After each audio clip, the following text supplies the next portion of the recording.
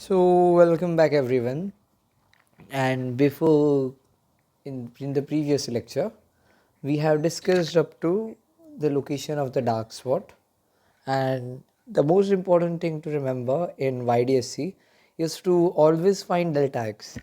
And how do we find? There's a relation between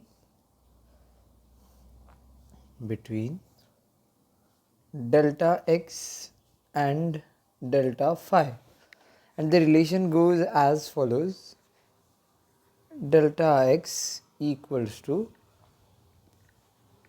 lambda upon 2 pi into phi into delta phi. So just a minute, I'll write those separately.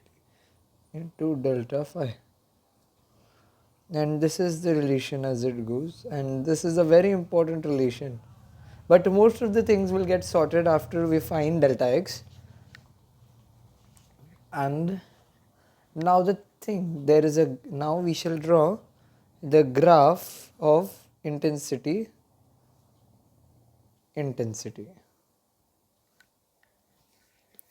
with respect to y. So now I am tilting this diagram.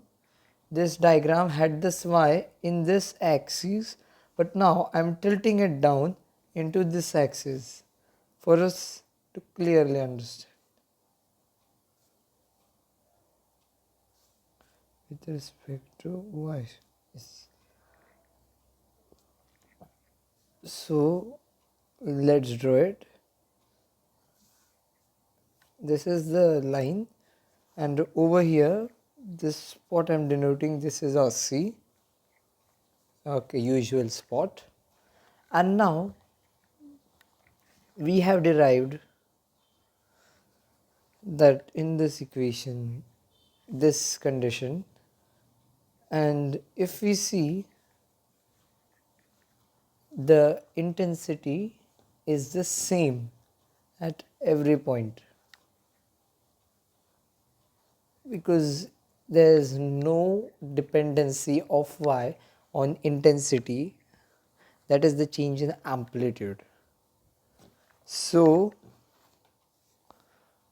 let us see the graph now. The graph goes something as follows. It goes down, again up, again down, again up, here down, again up, down, again up. And now interesting thing to note in YDSC is that, use another color, that all these points lie on a same line and all have the same intensity of 4i.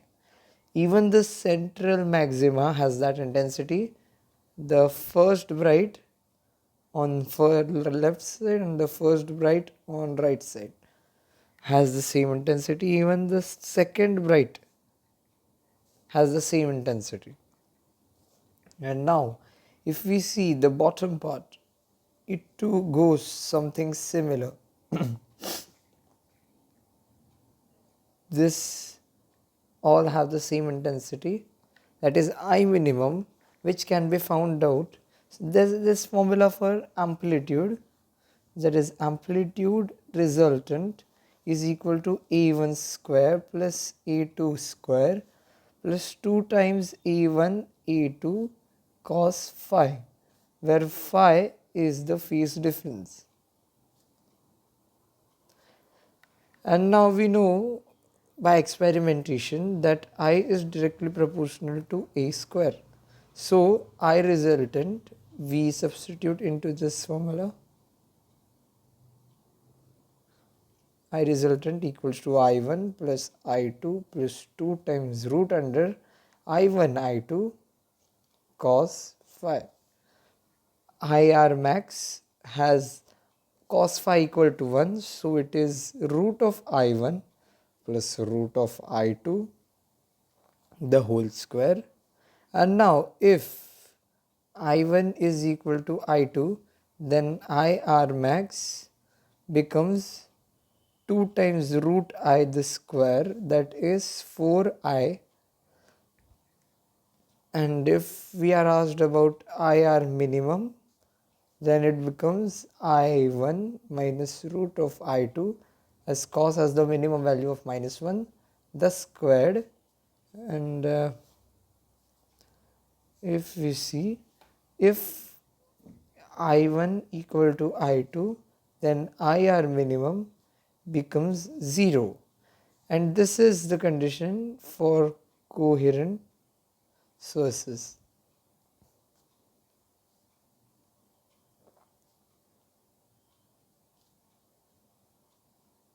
And also other conditions which we will discuss sooner.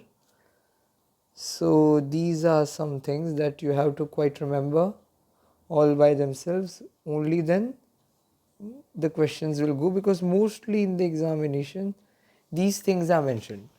So from that, if we consider that the waves, I mean the light, is doing destructive interference with coherent sources, then these points have a minimum of 0. So this will be the first dark, over here also first dark, over here second dark, over here second dark, this is second bright, this is first bright, this is first bright, and it goes on, this is central bright. Okay, so now that we have understood this so far, let us find out the width of the fringes.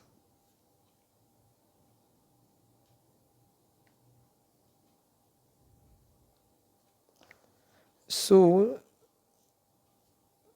let us find out the width of the fringes. It would be the same for dark as well as light.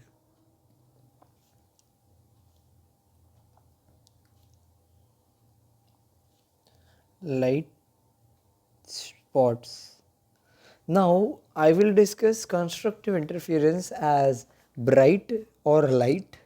As I mentioned it now, I will use the word bright as it is brighter. So the bright spot indicates that it is a constructive interference, while, so I'll write it down, bright spot indicates constructive interference, while the dark spot indicates destructive interference. So now if we take the width for any one of these, would be the same. So for easier calculation, let us find out the yn for bright. That would be, as we derived over here, I'll show it, n lambda capital D by small d. So it would be n lambda capital D upon small d, and let us find n minus 1th bright, and that would be n minus 1 lambda d upon small d. So to get the width of the fringes, we subtract yn b minus yn minus 1 the bright, this bright minus this bright. Let us see the diagram for your clear understanding, which we draw here. So I said earlier that we would need this diagram. So for us to get the fringe width, if we subtract this distance from the central bright, just a minute, let this be the central bright, let this be the n minus 1th, and let this be nth fringe.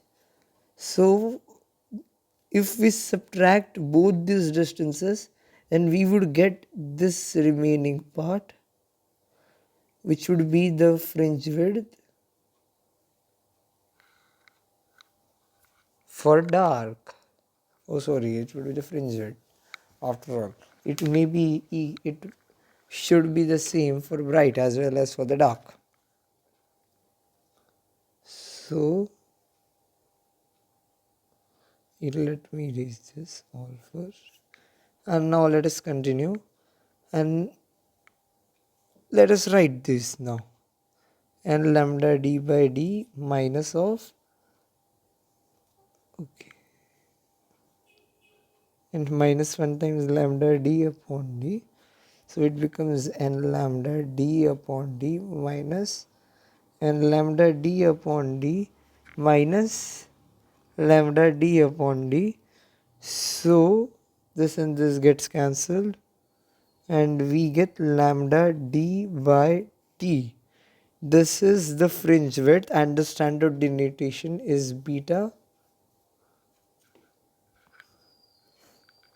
It is a very important formula. So now let us calculate the number of bright fringes.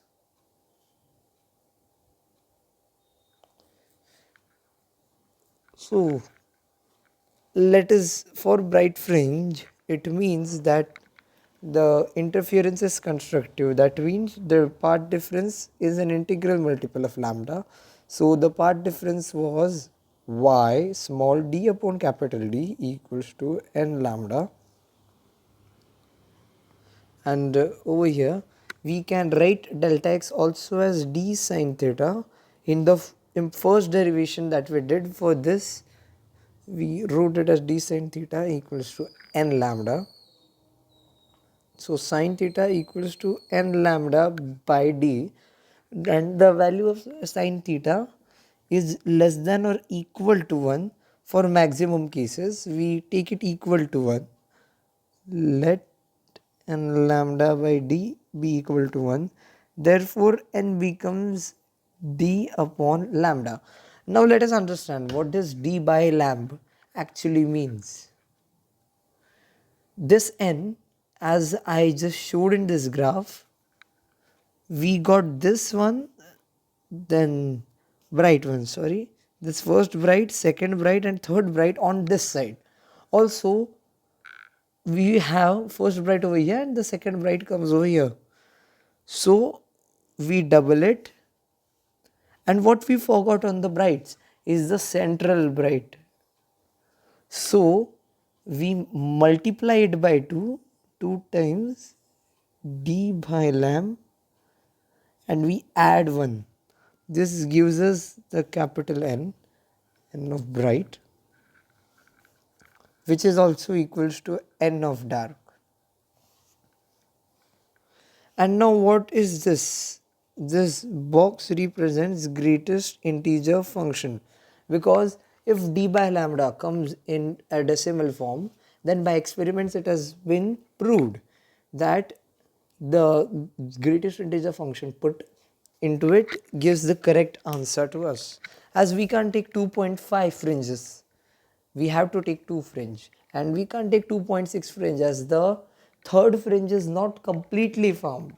So we take 2 completely formed fringe. That means the integral part of d by lambda, and it is the same as I just wrote for number of fringes of dark, and this is how we have derived it.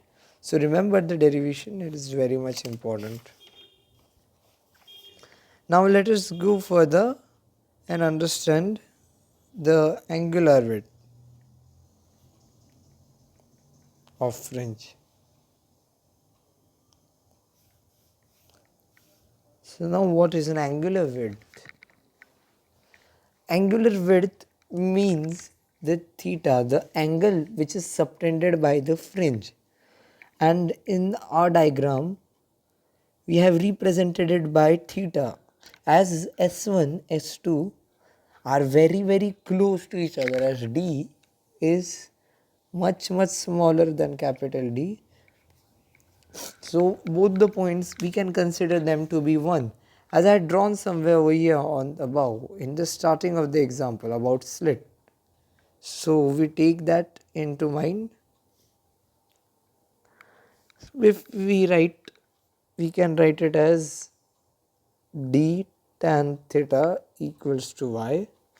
So tan theta equals to y by d. This is where we started our equation, Therefore, theta equals to tan inverse of y by d. They can ask it in the form of tan theta, or they can ask it in the form of sin theta, which we got as sin theta. We can approximate tan into sin, or we can also get the part difference and use it in the sin. So this is also easy. And if they ask about a linear width,